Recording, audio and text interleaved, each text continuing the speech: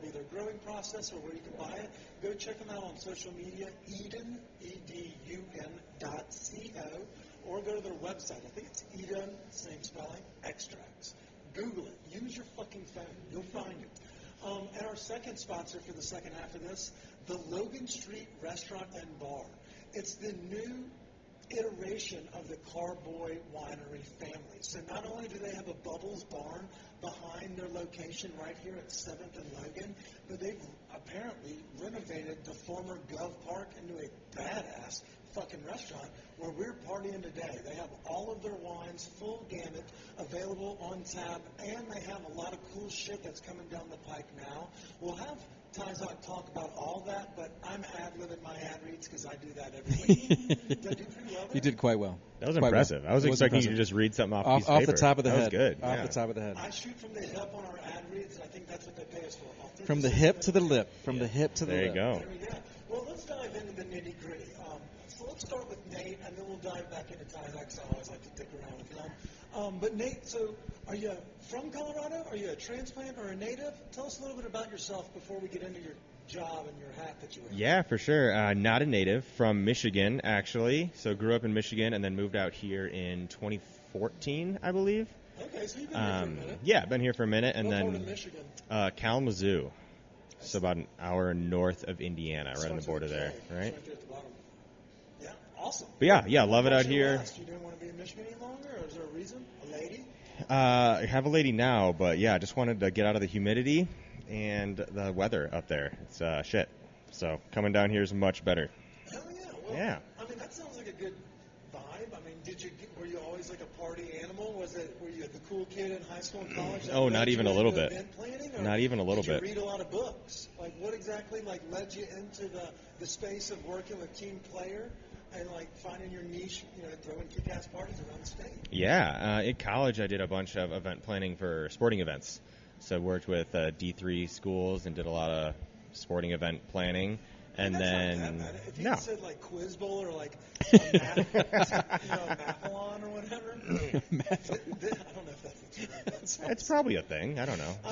A math decathlon or something. Opposites. No, yeah. So I did sporting events and then found a random company called Team Player Productions online and applied for an internship and then got hired on full time and now I'm here.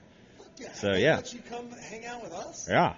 I'm here by myself. They trust me, I guess, and we're just gonna do it. That's not true. Your PR rep is here. Well, that's true. That's true. She's always here to help us out. Well, Tyzok's going to keep us even keel, but for those that don't know about Team Player Productions or the events that we've been kind of teasing, tell us the abridged version of what TPP is, and it's not the money that we get from the government. Absolutely. Yes, we do events kind of all over the country. We do mainly beer and wine festivals. Mainly in Breck and Vail, which is the kind of ones we're kind of diving into today, I think. But then we're doing some in Park City. We do some beer events in Vail. We do a bunch of stuff in Denver. Just a lot of fun, kick-ass events. Hell yeah. And that's exactly, now folks probably get why I got Tyzok to be my co-host today. Nailed it. Because we're talking Colorado wines, Colorado Wine Festival, and the state of coming out of COVID, And I think TPP was probably in that same camp as Vail Wine and Breck Wine and even Denver Burger Battle that y'all do here in town, where everyone's just thankful to see, everyone's kind of returning to normal. There's not these weird rules. Tyzok and I get to see each other more often. I'm going to call you Ty for the rest of the time. You're more than welcome to. Let's dive into the nitty-gritty. Y'all have a full schedule coming up this month. Yes. We want to know why our listeners want to buy these tickets, the bangers that are abound, and let's dive into a little bit of the fun shit that we have coming down the pike. Absolutely, yeah. Now let's start with Vail Wine. Let's do DBB DBB first? I guess that makes sense. Yeah, August 4th here in Denver. Yep, Tivoli Quad. So partnering with, we have 19 or 20 different restaurants coming out. They're all putting on a specialty burger, competing for the best burger in Denver. So you buy your ticket, come in, and everything's inclusive. We got Tivoli beer coming out. They're doing all free beer for everyone. And then you just try burgers. You get to vote for your favorite. We have a panel of celebrity judges, local celebrities. Then we have a judge's choice winner. He's not a judge, no, yeah. Maybe next year. Was there a hiatus? Is this the first return, or? Yeah, we took 2020 off for Okay. obvious reasons. Yep. We did some events in 2020. We did a beer festival, figured out how to do that within COVID regulations, but obviously cooking food and serving it in a park is not ideal. A challenge. Yes, Yeah. absolutely. So, yeah, took 2020 off, coming back for 2021, and then now 2022. So Excellent. Kind of a modified version last year, and then coming back full force this year. Who was the victor last? So we have two victors every year, a People's Choice and a Judge's Choice. Excellent. The judges are usually biased. Cherry Cricket gets fellatiated. There we go. So Cherry Cricket won People's Choice last year, and then the Judge's judge- Choice was Snarf Burger. Oh wow. Both So, are- I mean, Cherry Both Cricket- solid burgers, yeah. I was a judge a couple of years ago, and the Cricket won that year as well. I didn't think it was the best burger, but the best part is that's why you have so many different options. Like they have the fun little. I thought you were going to say kiosks. the best part was you got filleted Oh, no. for the score that you had submitted. Yes. In fact, Okay. It was a good event. It was a great event. Yeah, in fact, I hope they bring that aspect back. Yeah, we have It's- a private tent in so the the back same- for that. same, yeah. That's at the VIP. Exactly. Same restaurant lineup though as previous. Yeah, Oh, so I am the lucky guy that has to go to all these restaurants and try every burger. Oh wow. So I've eaten a lot of burgers in Denver, which is it's rough. It's rough. I know. Now I'm sitting here drinking wine with you guys. It's terrible. Okay, so we're back in full force from 2021. Yes. Yep. I was there last year. I will say, I mean, obviously it was last year, so this year we're going to make it an even better move. But the liquor, the alcohol to food ratio was off this year. So when you mentioned that it's beer for everybody, that should get everyone pretty excited. Tivoli beer and burgers. So we heard some comments about the liquor, specifically yours. Yeah, no. Heard some comments about that. So this year we got Tivoli in. They're doing free beer for everyone. Blue Moon is sampling their beer. Briar Common Brewery is sampling their beer. We have 4 different whiskeys coming out. We have Woodchuck, Day Chaser, cocktails. We have a whole bunch of different options for everyone. I love it. And that's the best part. And 19 different burgers, yeah. And it's not yet sold out. Nope. Awesome. We still got tickets on sale. VIP is close to selling out, but there's plenty of GA tickets left right now. That's great. And Yeah. if somebody wanted to buy those tickets, where would they go? You can head to denverburgerbattle.com. Oh, and fun fact, we have a promo code for you cunts. Promo. Wait a fucking minute. That was nailed that one. If you use promo code STONER, capital STONER, you get 10% off your tickets, not only to Denver Burger Battle on August 4th, but the bells of the ball, the Mountain Wine Series. Absolutely, yeah. Going up next too. Yeah, Vail Wine Classic and Breck Wine Classic. All right, Yep. so that's what we're really. Look at that transition. I know, Wow. That was a segue. Way to go. This ain't your first rodeo. Oh, no. All right, so let's talk into the next calendar menu. Yeah, Denver Burger Battle's going to be great. You'll get down there, beers, burgers, babes. Tickets still on sale. You can get them. It's in the Tivoli Quad, so it's easy access. Whether you take mass transit, you can get off at the train right there at Ball Arena, or you can get down to Union Station and just walk around a little bit and then sneak on over. There you go. Good call. All right, so the fun really begins on August 11th. Is that correct? Correct. Up in Vail. Okay, so what are we doing in Vail? Vail Wine Classic. So this is one of my favorite events that we do. Just huge wine festival in Vail. We have 2 big grand tastings, so there's over 40 different wineries. Each winery brings 4 to 7 different wines, so hundreds of different options out there. And then, so that's kind of like a classic wine festival. The thing kind of makes us unique is we do a bunch of different seminars, so different paired dinners. We do it's called 9 in Wine. You play 9 holes of golf with a winemaker, and then do a paired lunch afterward. You can go for a hike in the morning with a winemaker, and then finish with a paired lunch at one of the local restaurants. So we do a bunch of different those, Thursday, Friday, Saturday, all different seminars. And then, we have Friday, our highest end event called Best of Fest at the Vail Nordic Club. The best wines there, all the wines are 90-plus points and up. A lot of cool events for this one.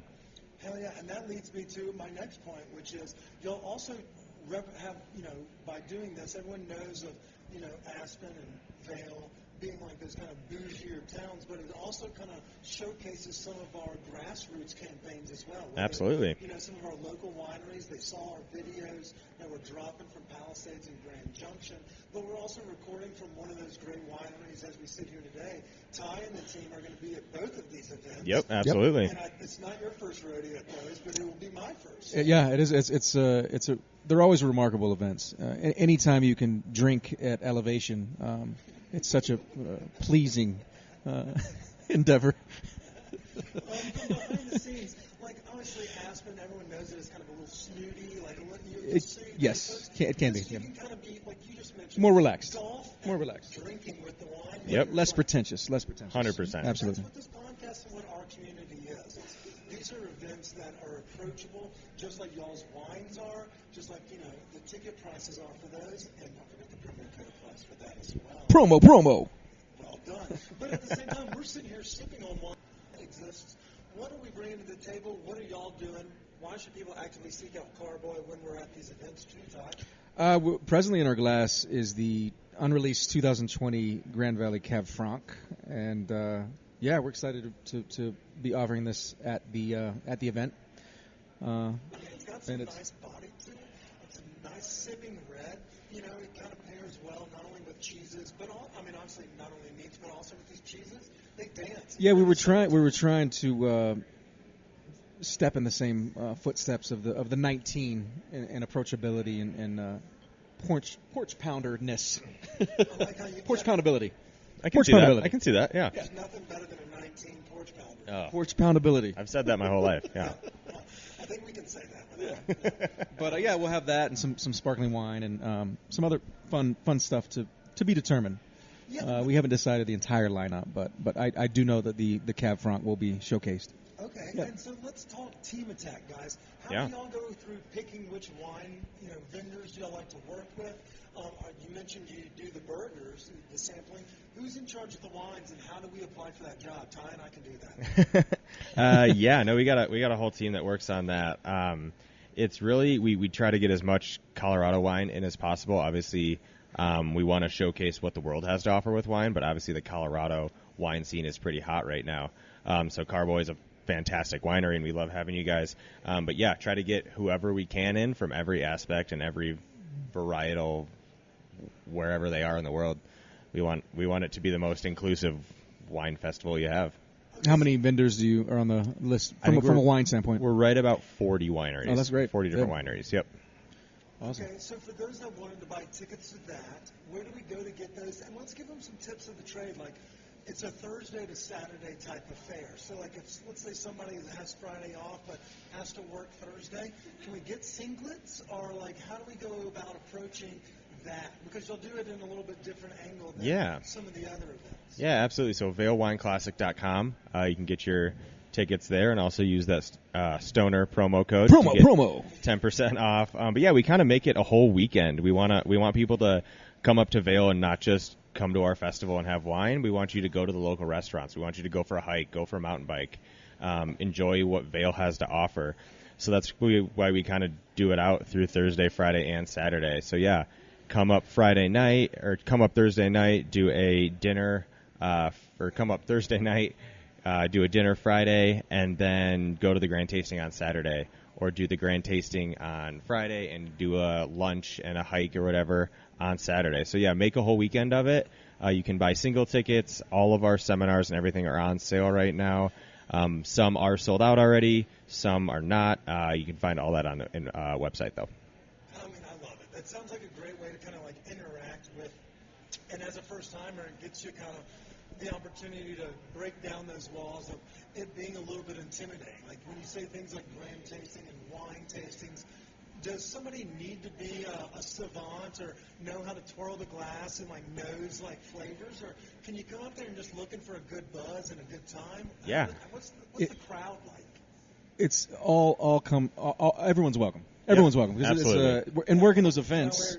Can I wear chacos? Absolutely. 100%. Onesie? In working those events, you have That's a welcome. whole strata of demographic. Really? Yeah. So, you have those that have the lanyard with the glass and the purple lips because they're hammered by 3 o'clock. And you have the connoisseurs that are quite serious and you know, The spitters? the spitters. We're swallowers, aren't we, Ty? We are indeed swallowers, but it's a great time because it's an opportunity to share wine with those from a region that's not always